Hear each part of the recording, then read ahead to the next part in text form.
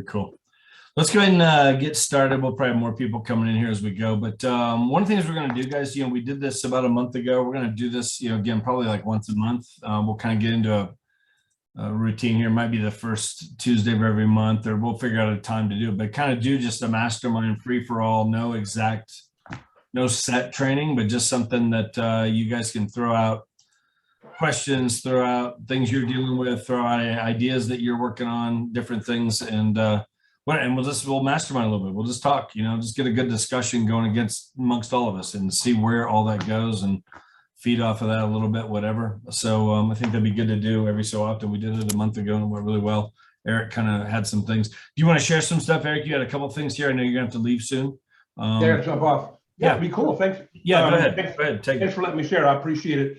I don't come on to the transaction side all that much, but as a reminder for most of you, I've owned a couple of brokerages. I've been around the industry for about 35 years, so I've seen my fair share.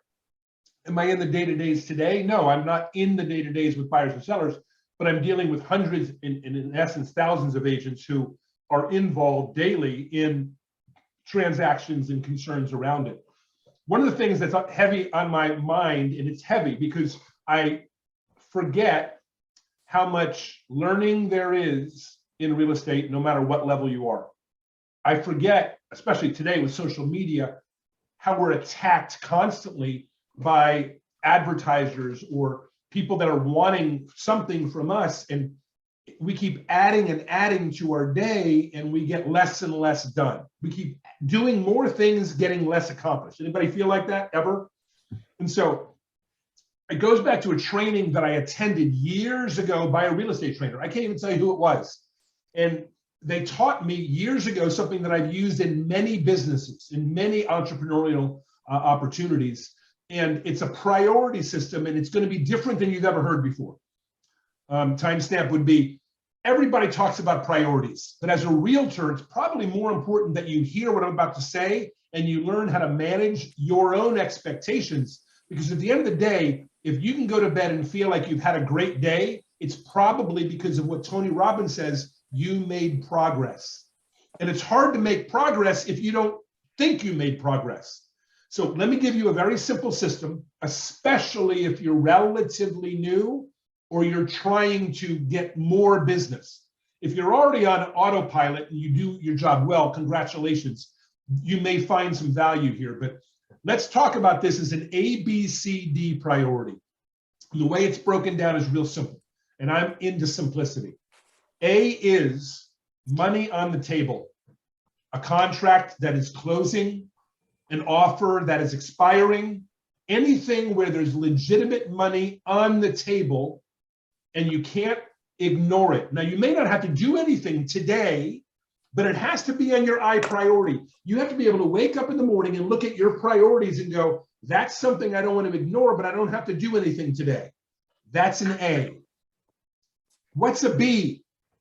Anything that will, with one change, with one shift, become money. You're working with buyers, and they're qualified buyers, and they're reasonable buyers, and you need to get them into a house. That is a B priority. Now, for most people, it's an A priority because you got nothing on the money side. But I want you to know it is still a B priority until it moves to A. Don't lose that slot. Curiously enough, there are other things that are B priorities. For example, you get a lead that came into you, okay, and you think it's a hot lead, right? And you want to attack it, but you don't know, are they qualified? Are they this? Are they that? They can't be a B priority if they're not one step from contract. If you recognize they need a pre-qual, that is going to be a C priority. Now you're sitting there going, in your mind, C's are like, oh my God, that's way behind A and it's way behind B. No, think of it as a concert.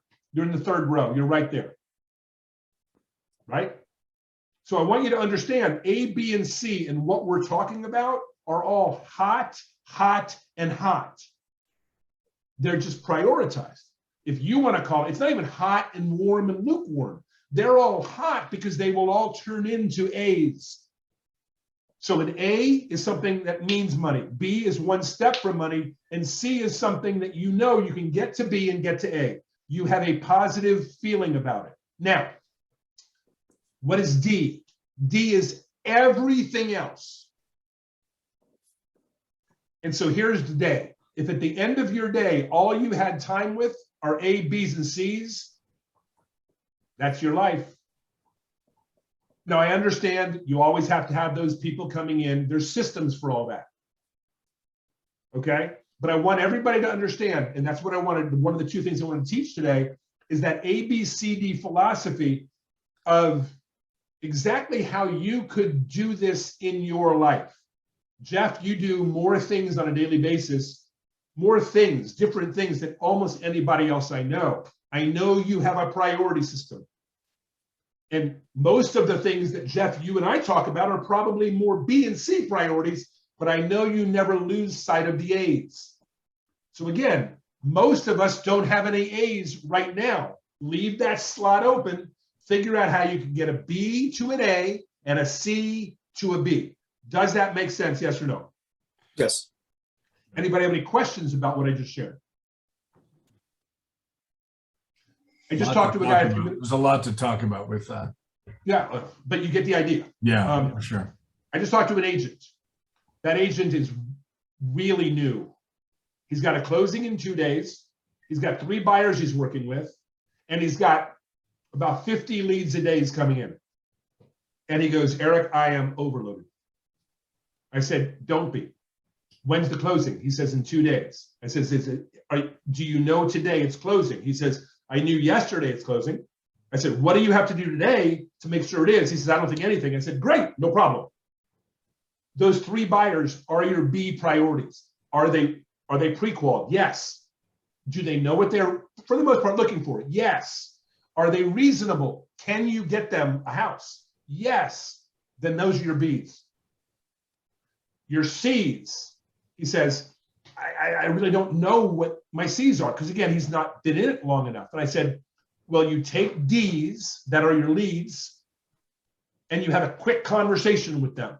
And you break the ice, you get to know them. But the bottom line is you need to find out how long they've been looking, right? What's the price point and area? Are they pre-qualified? And how quickly they want to move. And the minute that you find those 4 things out, immediately you can say, oh, you're not pre-qualified?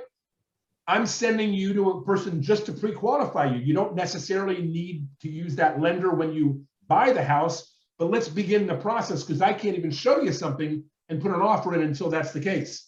So those become C's, okay? Because they're 2 steps away and they're separated from all the others that are not in that hunt right now. One of the things I want to leave you with is this. It's okay if the buyer or seller is not ready.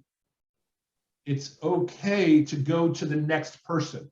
You don't have to hold on to every one of them. There's a way to hold on to every one of them using KV Core and a system, but I want you to, in your mind, understand where most people run into problems isn't the A priority. It's how do I merge people into B? Because I've got some buyers already.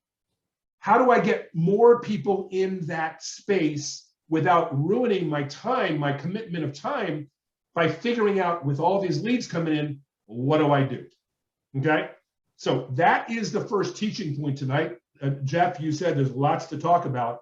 I am going to leave with one other piece and then free for all. He then said to me, I'm driving to go look at the house that's closing today, that's closing on Thursday. There's a couple things that needed to be done. I want to go see it. And I asked him a question. I said, Ken, how long is the drive? He said, 25 minutes. I said, I want you to look in your priority list and ask yourself this. What could I be doing for the 25 minutes that I'm driving to this property? And what could I be doing for the 25 minutes I'm driving back? Most people never think it through that way. That's the second training point today that I wanted to I was going to say bless you all with, but give to you guys is what are you doing with the time that you're not normally scheduling? And the answer is probably nothing in priority. I'll leave you there. Jeff? That's awesome. Lots to think about with that. I think one of the things that I've seen here, let me hold on. Manual. One of the things I've seen, I think just, 20 years of doing this, it's real easy to be busy in this business and not feel like you're getting anything done at the end of it all. Not prioritizing at all. I think maybe doing all the B stuff, like off and on throughout the day, like not organized with it. Working on things that just, it's not the money making stuff. It's stuff that needs to get done, but it doesn't need to be done like in prime time. And I think sometimes it's so easy to just fill our schedules with busy work, because we just don't want to do the stuff up here. If you guys go back, and you guys might remember this, if you were on Aaron Kinn's trainings back when we first got this going back in like October, November, the way to take, I got thinking about this, Eric, when you said, some of those leads that come in, taking somebody who says they're gonna, we're looking to buy probably in 6 months. But Aaron being able to, let's go out and just pick 2 homes and let's just go look at them. I know you're not going to buy these homes. I know that. I know you're not ready to buy right now. Let's go look at them. I'm going to go with you. So now I can start really getting a feel for what you're wanting in a house, and we can prioritize it. It's going to help me with my search, send you with the better properties. I don't want to waste your time, send you a bunch of stuff you have no interest in. But all of a sudden you take that person who's going to buy in 6 months and they become a B buyer. They become a B priority. Like ready to go now, because they get excited when they're out there looking at the homes. All of a sudden now that 6 months becomes 2 months or 1 month, because they get out there and they get active and like, okay, wait a minute, like, wow, like they like that house, whatever. It gets them excited about it. Eric, what are you going to say? Well, if you think about it, using the priority scale I just talked about, right, the person that's looking to buy in September or over the summer, that you have time because you're not fully invested with your other A or Bs. Remember that. You're taking a C priority because they're 2 steps from money. They're willing to buy, but they're not willing to buy now. They could be pre-qualified, but they're not going to buy. So the first step is, let's get them to a house so they can get addicted to wanting to buy now. Step 1. Now let's go look seriously at houses to buy. That's 2. So you're moving them, you're taking them what should be from your D priority up to a C, because you can move them. And then you're going to go visit houses with them and move them. It's like the other one. It was the reverse. I was talking with my buddy Ken earlier. He said, I've got a listing call that came in yesterday. And the guy said, I'm thinking about selling sometime over the summer. And what do I do with that? And I said, well, over the summer is a C priority. It's a listing, so it's a high priority, but you don't want to lose sight of a listing ever. So what I'm going to say is, just see if you can meet with them just to talk about the listing process. And while there's some key points you can bring up that could push them ahead sooner. So you can move them from a C to a B on the selling side, just like Jeff, you talked about on the buying side. Yeah. When I think about this too, yesterday, and you guys that are working with buyers. So my wife and I, we work together. She primarily works, a lot of the sales and stuff. I'm really focused primarily on agent attraction myself, but still doing some deals here and there. But my wife, she's so good at this. And sometimes like, it'll make me crazy. It'll be like, I'm like, honey, get off the computer, come out here, relax, whatever. But here's what she's so good at. Like she has a buyer that she's been working with, really, who's been like kind of a B buyer. And again, like, wanting to find a house, but it's not like I don't have to find a house today. There's no urgency there at all. But there's very few homes on the market here in Colorado Springs. I think total in our county, like as of yesterday, we had like 189 homes on the market total. It's stupid. It's just, we normally have 3,000. I mean, back, years ago. So it's just, anything comes on the market now, I don't care what price it is, it's just going pretty quick. And so anyway, she's been out with this buyer multiple times. And because she's out there and they built a friendship and she's really working with her, like this is what my wife Lane is so good at. She'll come home here and she was on the computer for 2 hours, like going outside of this lady's search. Because I think I tend to just set up a search and let me know when you find a house you want to go see it, we'll go see it, Like I just don't want to deal with it. Lane comes home and she's working it and she works it and she works it and she's going outside of that search just based on all the conversations she's had with this lady. And sure enough, yesterday, my wife found a house that did not come up in this lady's search, but from everything my wife could see, it was like, this matches really everything that this lady wants. She sent her the house, whatever. Hey, what's your schedule this afternoon? This just came on the market. Let's go look at this. They go look. The lady falls in love with it. They're under contract as of last night. So now it's an A. And so but again, going like just doing that above and beyond extra work, which I just don't want to do with that. But that's what it turned into.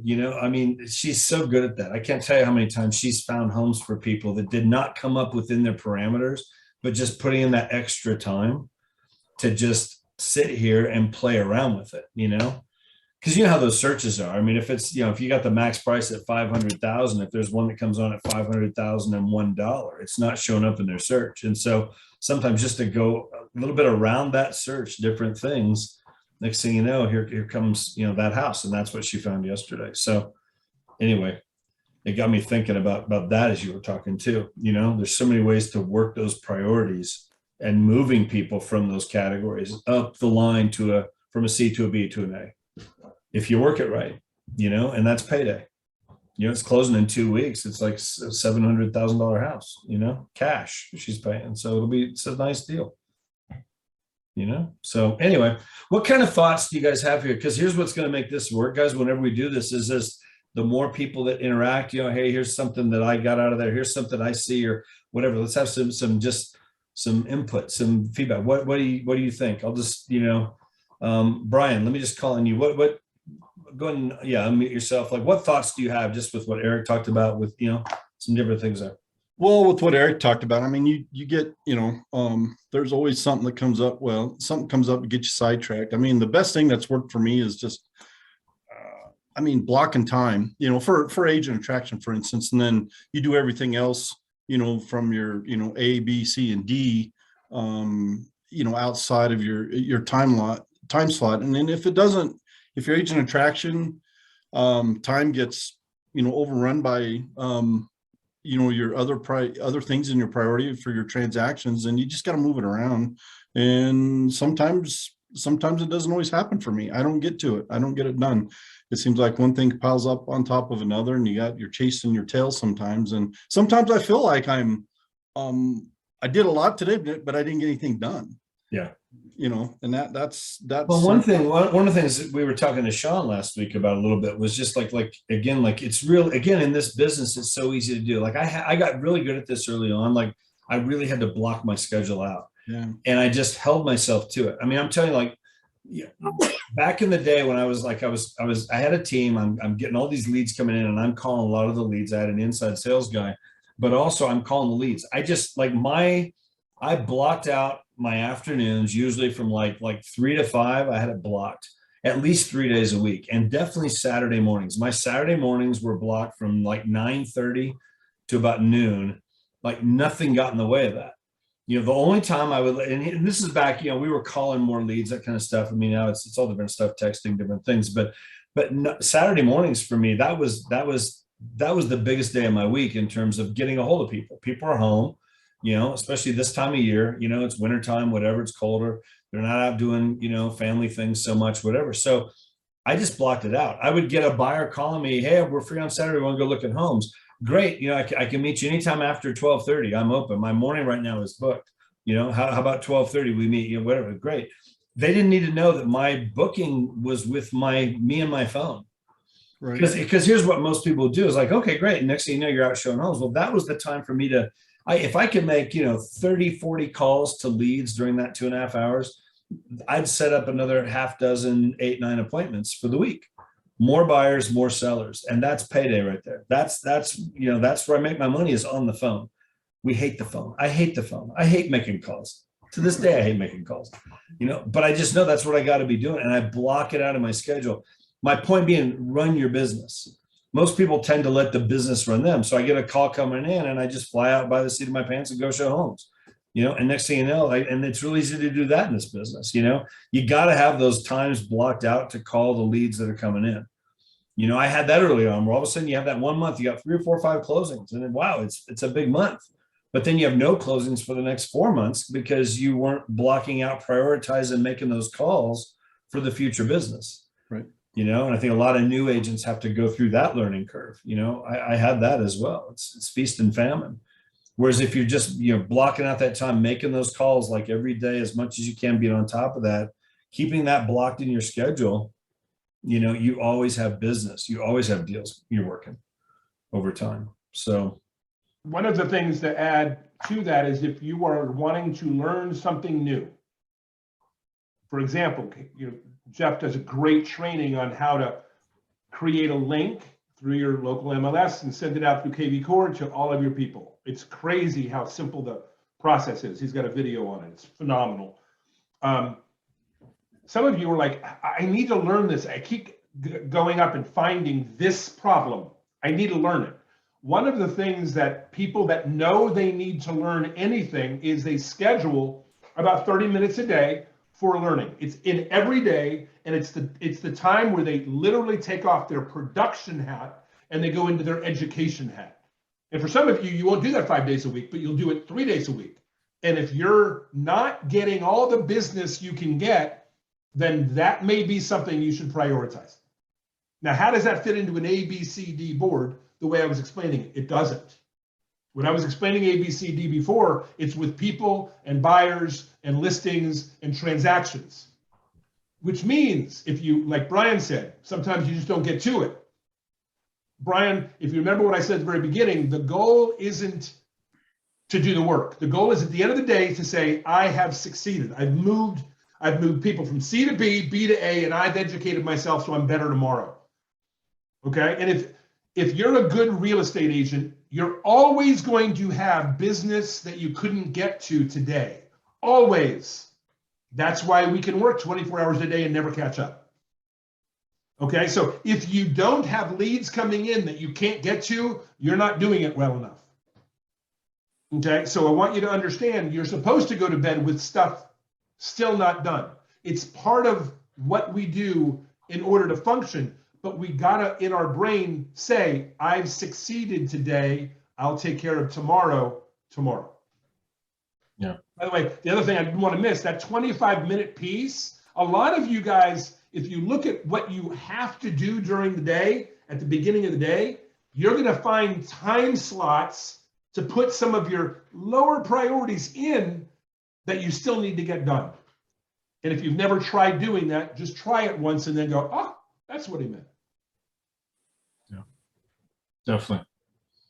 That's good. Let me ask a couple, Robert, can you unmute yourself? There Yeah. you go.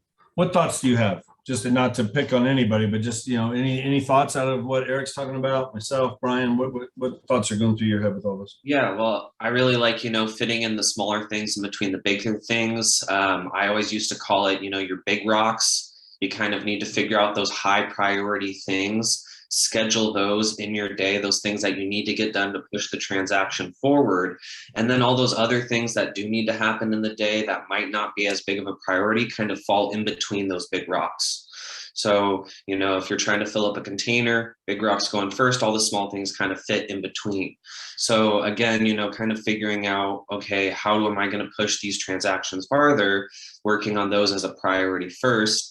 And then obviously all the systems and those other things kind of fall in between. Just a small example, I have a listing where I have to meet the inspector out at the property today. And, I could just sit there and chit chat with the inspector for an hour and a half, but instead I'm going to have some tasks that I'm going to be working on while I'm there to maximize that time. So That's awesome. I just posted in the chat box a 4-minute, I think, video, or it could be a little longer, but it's on law of the big rocks. You mentioned rocks. This video gives you, we all saw this a year ago in January from Ryan, gives you how to prioritize things in your life. I got to jump off for 10:30. I'm going to tell everybody this, and I believe this in the bottom of my heart. Until you can learn how to set your priorities, you're never going to accomplish the things you want to accomplish in your life. I wrote a book a number of years ago. In that book, it talks about, at one point, I interviewed a number of millionaires and billionaires, and asked them the question, hey, or it was interviewed, and they said, if you could write the secret of success, business-wise, on the back of a postage stamp, it has to fit in the back of a postage stamp, what would you do? And here's what they wrote. The number one thing is this: make a list, prioritize the list, do the list. And I know every one of us hear this over and over and over, but I'm going to guarantee you that yesterday, most of us didn't do the priorities. We didn't do the big rocks. We didn't go rocks, pebbles, sand, water. If you learn to do rocks, I'll leave you with this. Relationships. You want to keep relationships, and I don't necessarily mean intimate, but those count. If you will prioritize those just for a short bit every day, and you do one thing just to make sure that connection is there, it isn't a big thing, but it is a big rock because it's something you need to continue to nurture. Jeff? Cool. No, that's awesome. Thank you. Very cool. I think that whole idea, like going back to, like me scheduling those Saturday mornings. I mean, again, if that makes sense, I hope that makes sense to everybody, but I blocked out that time because it was the time to reach the most people. So from 9:30 to noon, I just had it on my schedule every Saturday. The only time I changed it, and I had to learn this lesson, I had to change it when I would get out-of-state clients coming in. They're here for the weekend. They become the priority because I know they're on limited time. I did that one time with people coming in, and I went over to the hotel to pick them up at 12:30, and they weren't there. And of course, they were out with another realtor looking at homes because they felt like, geez, like we're only here for the weekend. And so again, live and learn. It happened one time, and I just learned not to do that again.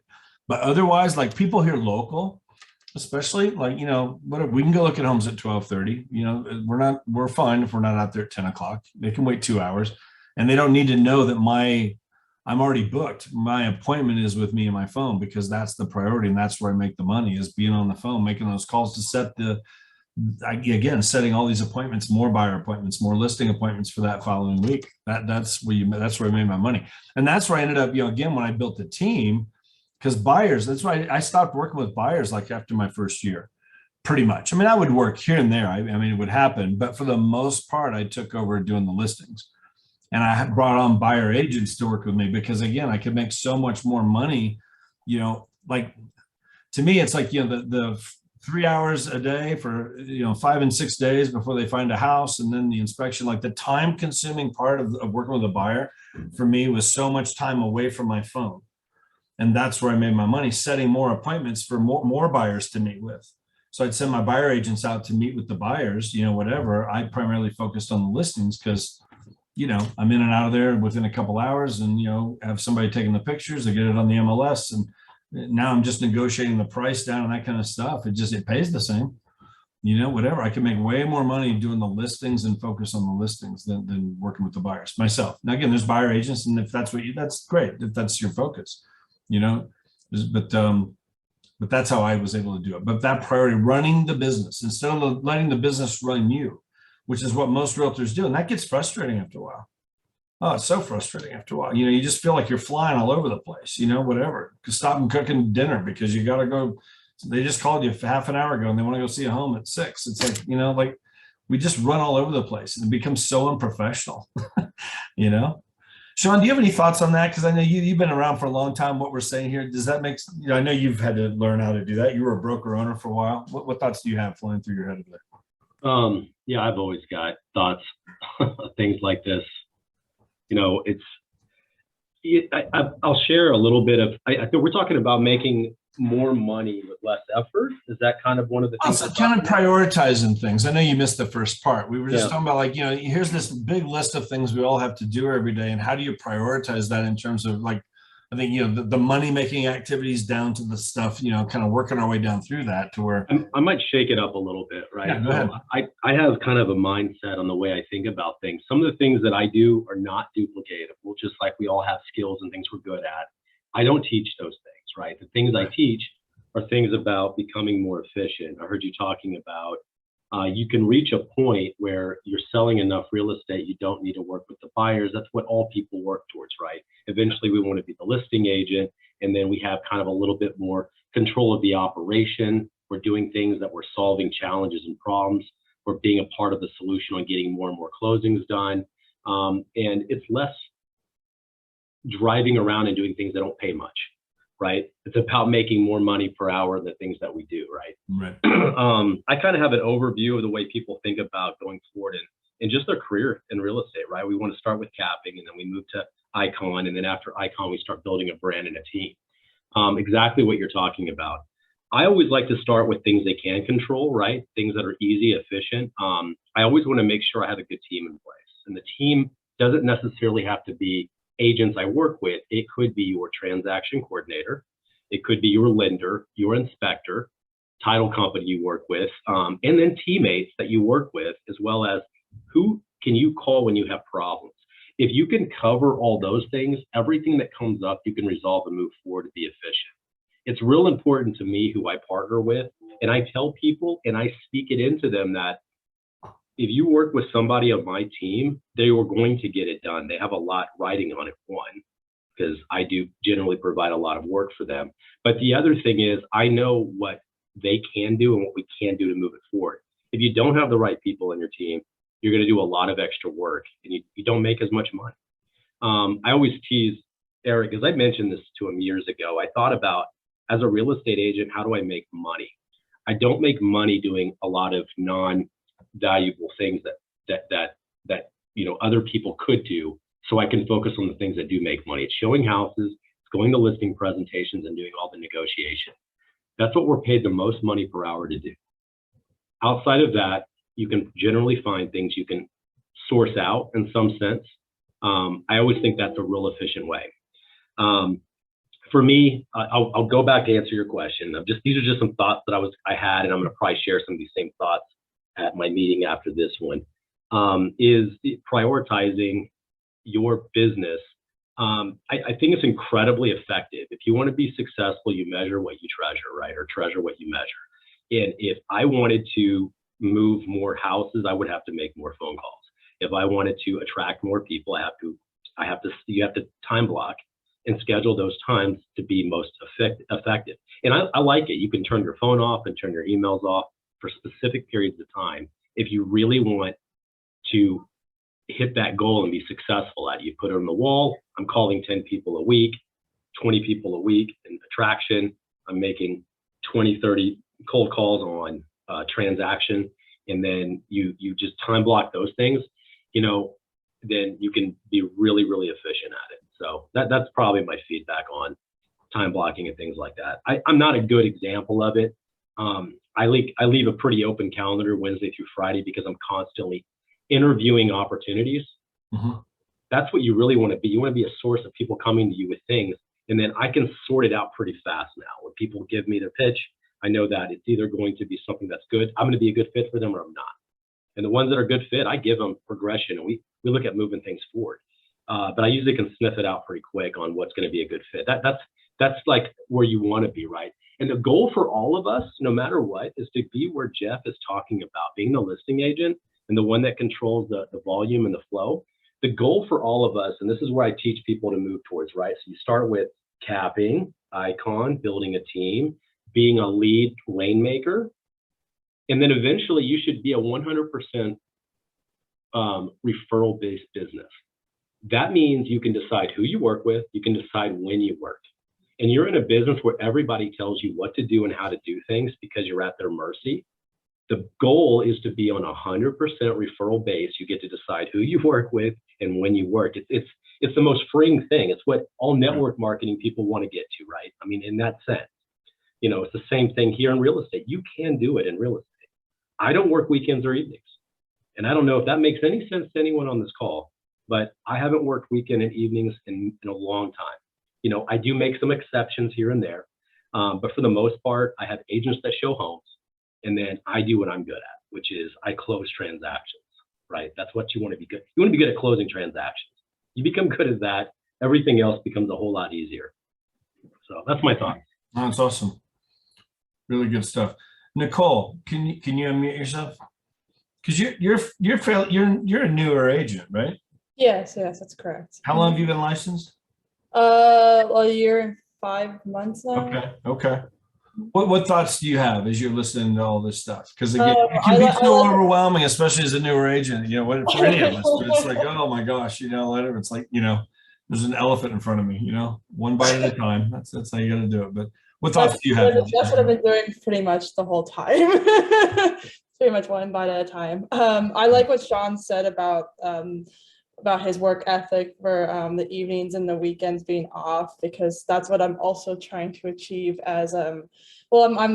As I'm studying for my other license in Nevada right now. I want to achieve that as a dual agent. That might be a very tough shot, but I think it'll work. I just have to probably ask some more pointers from Shaune, because he's a very. Let me ask Shaune something real quick. Shaune, when did you get to that point? I mean, go back to how long you been in the business, Shaune? That's what I was going to ask, actually. Shaune, how long you been in the business? So I'll try to give a little quick history. And I got to have one point, and this is way back when I got my license. This is back in 2005. I was in class, I was studying, and you teach you a bunch of things to pass tests, right? That's what we do. Right. But man, I heard the teacher say one thing, and it always stuck with me. And it was because I realized that you're in a business where people kind of like tell you what they need, and you kind of have to do whatever they say in a sense. She said, you do have control of your time, and you can tell them when the time is available.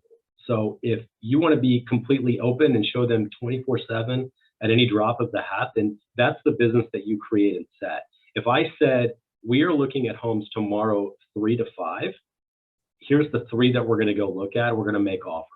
That's projection of where we're going and how we're going to solve a problem. And that's the opportunity we're going to go and when we're going to go. If people are motivated to buy homes, they're going to be at those showings. I don't have to wait and say, hey, when can you go? Oh, great. Next hour. Okay, well, you can't run your life that way, right? So that was one tip that I learned way back when I got my license. I just never forgot it. I was like, because I had to. I was working full time. I was vice president of human resources for a company here in South Lake. And I was handling employee issues and stuff like that. We had a home building company at my company, and I offered them. I said, look, they're $1 million homes. I said, I'll tell you what, I'll get if you'll pay for my license. I'll stay on. It took 2 years to get a broker license. This way back in 2004. I'll stay on, get my broker's license. I'll open my own brand. You cover the cost of all my education, all the cost of my branding. Then I'll list your houses for free. Because they knew I was good at like talking and working and selling. So he said, sure, let's do it. What do I got to lose? This is only going to cost him, $1,000 a year. And he got his own inside salesperson that saves him, $20,000, $30,000 every house we sell. It was an easy investment for him.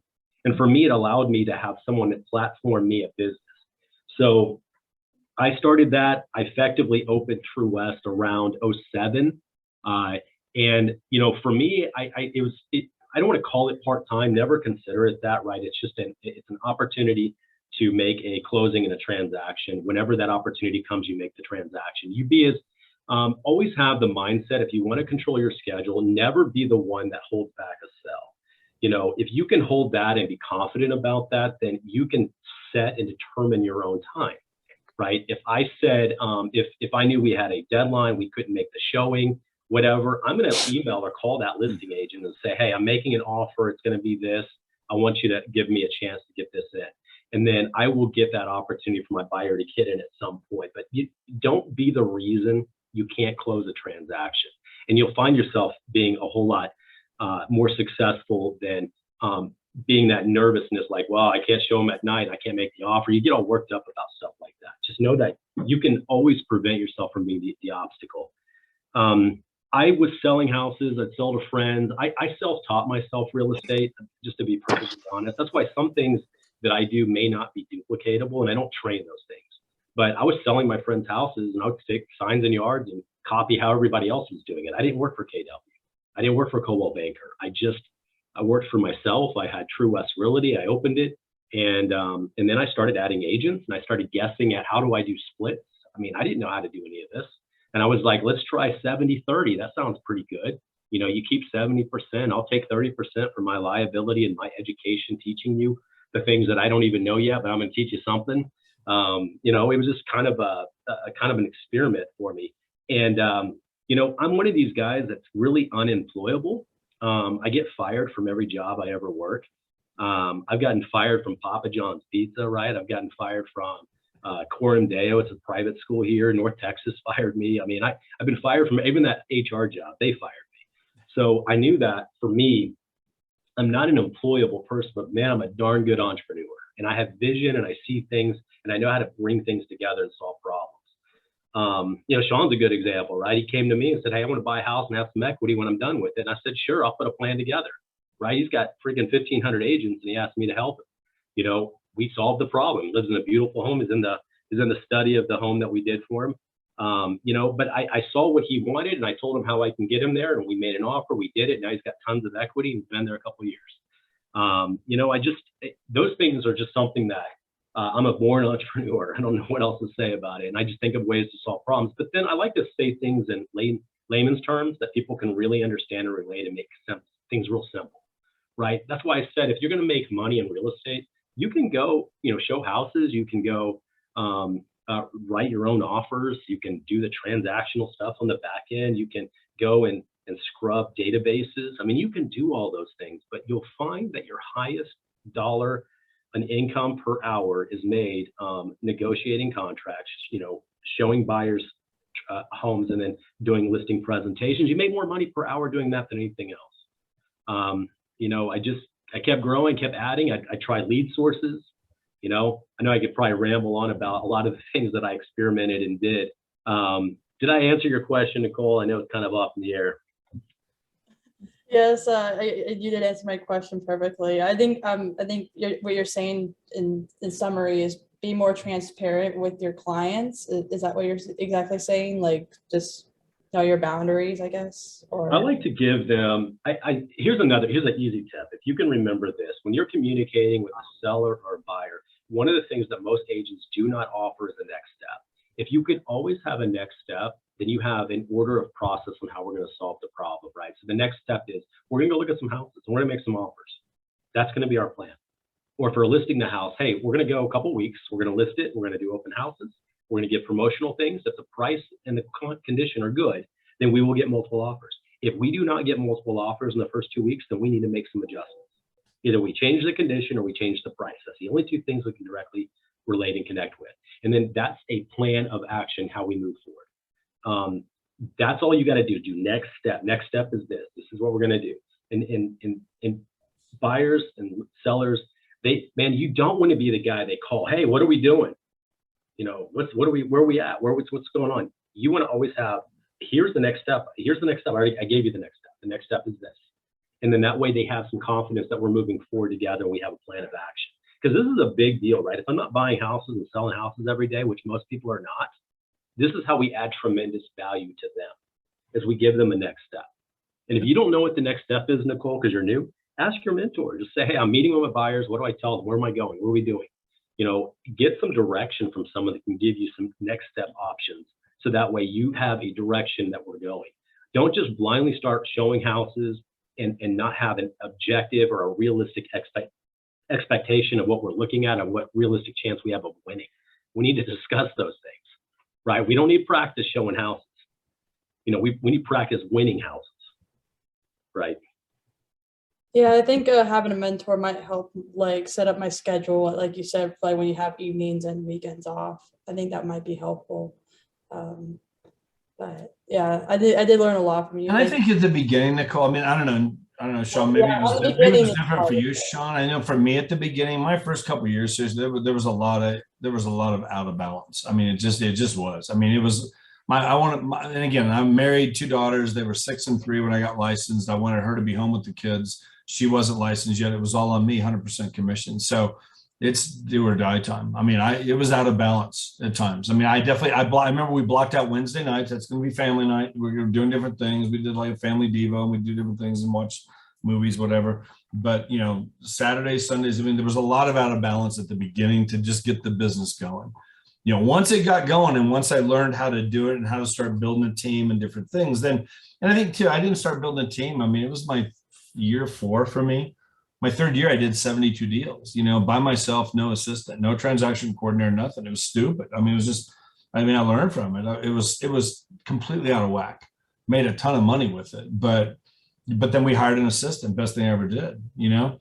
And one of the things I learned from, again, through Craig Proctor, you talked about this, like, if you start figuring out like what you're worth per hour, you know, and then you start realizing like, there's some certain things that I can delegate out here, you know, that would not, because it's like for me to stuff envelopes to send out a newsletter when if I break down, here's how much money I made, last year, here's how many hours a week I work. You divide that out and you figure out, okay, you're worth, $200 an hour.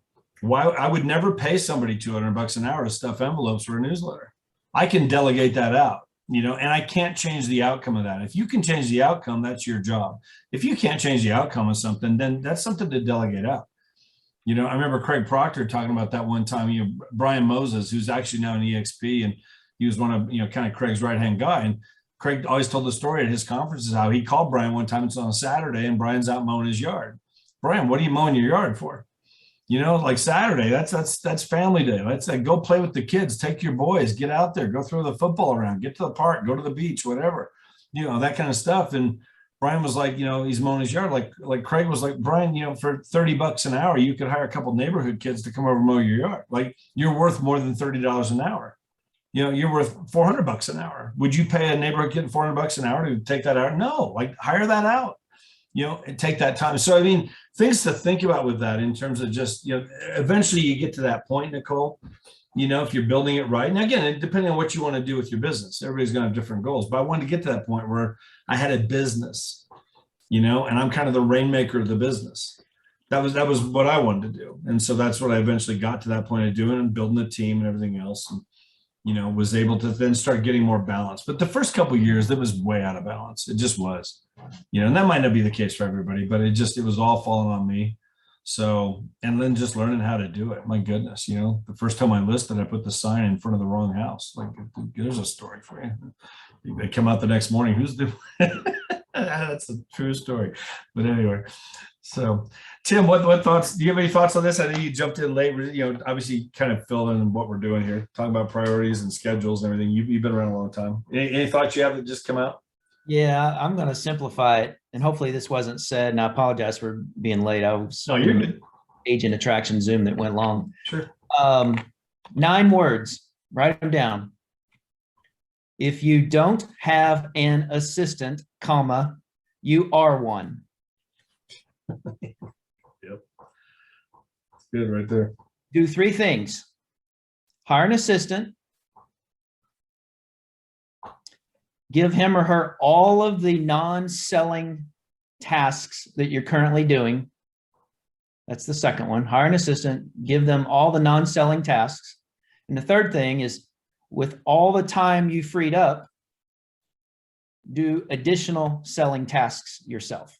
You will double your business in 12 months. I guarantee it. Yep. Absolutely. I was going to second something, Tim, for new people. It's exactly. I preach that all the time. You can outsource VA work for ridiculously inexpensive, right? So Nicole, you're new. Maybe you do a lot of these things initially, but at some point you get a couple of transactions going. You need to, you can outsource. This is for anyone on there for, $50, $100 a week, and you can knock out 4 or 5 hours worth of non-essential work. It's incredibly inexpensive. I've had a VA off and on for years, and I've got one. She only works, I don't know what I've got her, 20 hours a week, and I'm closing 2 to 3 houses a week. And I'm not showing houses. I'm not going to listing presentations. I'm a referral only business though, right? So I've got a team of about 18 agents that I pass out leads and I create opportunities for them. But that back end work that they do makes me incredibly efficient. I think Tim's exactly right. For sure. What's that? There's a company out there. I'm just trying to look it up here. But when you mentioned the assistant, like it's Rocket. Do you know what I'm talking about? I went to a conference. I did the 1, 2, 3, or whatever. I did the one that one of the speakers offered, and I've stayed with them. It wouldn't be the most cost effective way, and they don't just do real estate, but they offer. And the girl that does work for me is great. She's very good. So I've stayed with them all this time, and I tell you, you grow a team, you can actually start dividing her out to everybody else.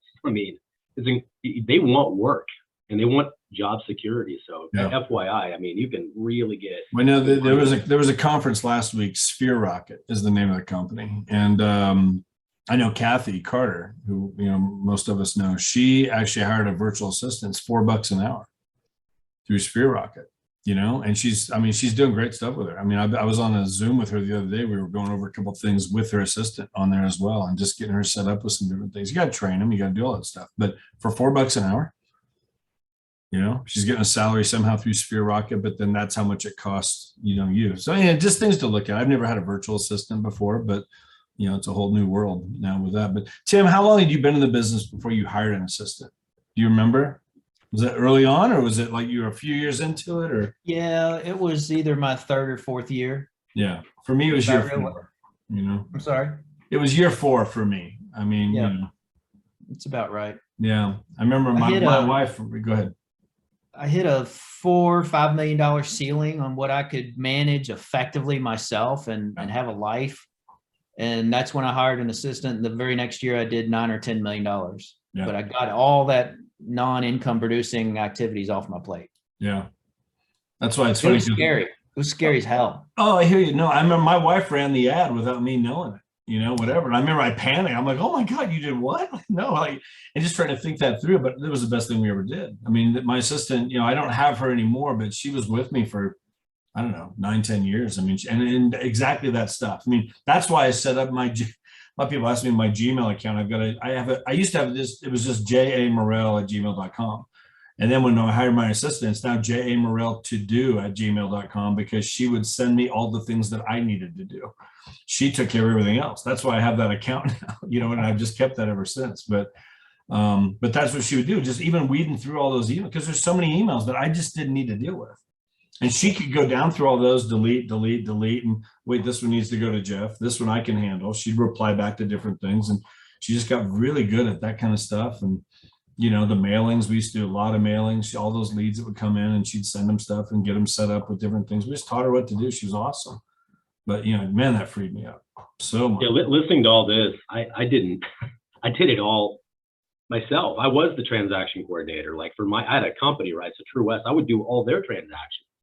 You know, I did it very manual. I didn't have classes and things like this that you guys are sharing. I would write transactions. I would do it in the middle of the night too, you know, write offers for my agents, and then I would handle all their back office stuff.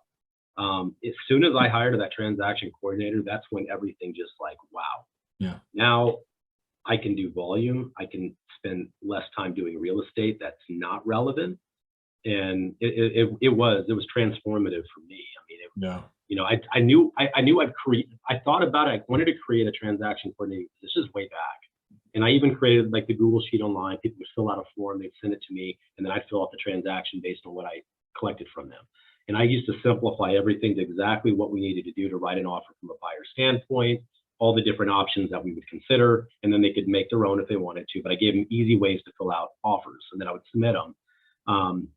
Gosh, it wasn't, I didn't get paid much for it, but it was an offer service that I would do. And after I trained others to do that, yeah, it's been light and day. I mean, my admin, Jenny, is the best kind of transaction coordinator I've been in Texas. Yeah. You know, she handles anything and everything that she used to do all my team.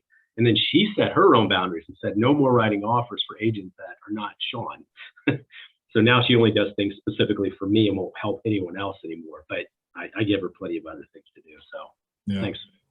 No, for sure. That's awesome. Well, good.